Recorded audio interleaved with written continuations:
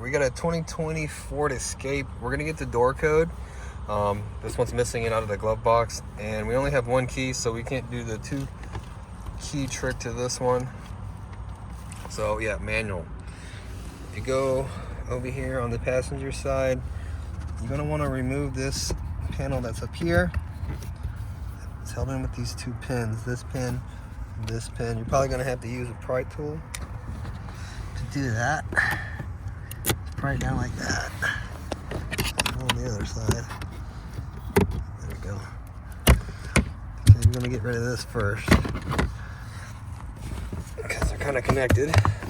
And you can pull this up and off. This is a fuse box cover. Okay, so this sticker that's on the fuse box here